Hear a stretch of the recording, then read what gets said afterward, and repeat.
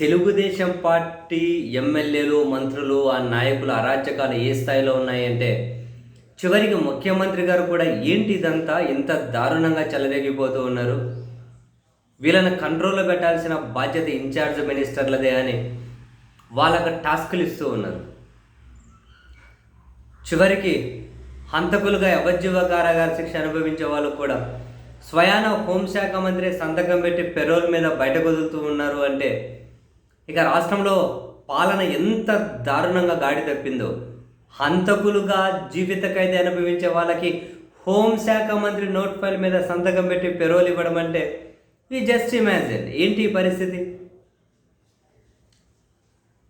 ఇవి మీకు నాకు రాష్ట్ర ప్రజలకు కాదు, చివరికి ముఖ్యమంత్రి గారికి తెలుగుదేశం పార్టీ నాయకులకు కూడా విసుగు చిరాకు పుట్టిస్తూ ఉన్నాయి, చికాకు పుట్టిస్తూ ఉన్నాయి.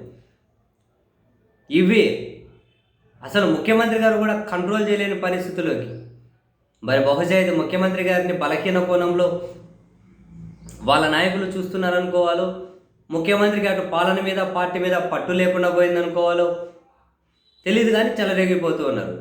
చివరికి ఏ స్థాయిలో అంటే తాజాగా ఒక తెలుగుదేశం పార్టీ ఛానల్లో తెలుగుదేశం పార్టీ అధికార ప్రతినిధి సుధాకర్ రెడ్డి ఆయన మాట్లాడుతూ ఈ ఎమ్మెల్యేల దోపిడీలు, అరాచకాలు, వీళ్ళ అవినీతి చూస్తూ ఉంటే ఈ తెలుగుదేశం పార్టీ అధికార ప్రతినిధికి, తెలుగుదేశం పార్టీకి రాజీనామా చేసేసి నేను ఒక విశ్లేషకుడి అవతారం ఎత్తి వీళ్ళను తోలు తీసి ఆరేయాలనుంది, ఈ ఎమ్మెల్యేలను, తెలుగుదేశం పార్టీ మా పార్టీ వాళ్ళను. తెలుగుదేశం పార్టీ అధికార ప్రతినిధి ఒక తెలుగుదేశం పార్టీ ఛానల్లో కూర్చొని సుధాకర్ రెడ్డి వీళ్ళకి ఎంత దారుణంగా ఉందంటే, నేను ఒక రాజకీయ విశ్లేషకుడు అవతారం ఎత్తి వీళ్ళ తోలు తీసి ఆరేయాలని ఉంది. మండలాధ్యక్ష పదవి 20 లక్షలకు 30 లక్షలు అమ్ముకుంటున్నారు.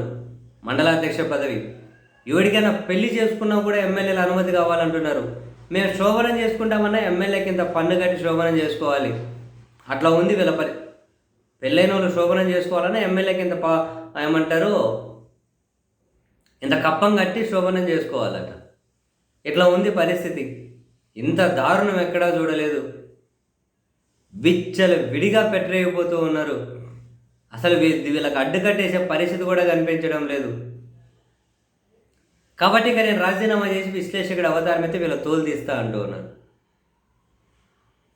బాబోయ్, బహుశా ఎవరూ చూసి ఉండరు ఇన్ని అరాచకం, ఇంత అవినీతి, ఇంత దుర్మార్గమైన ప్రజాప్రతినిధులు, పాలకపక్షం, కనీసం వాళ్ళని రవ్వంత కూడా అడ్డుకోలేని ఇంత బలహీనమైన నాయకత్వాలు.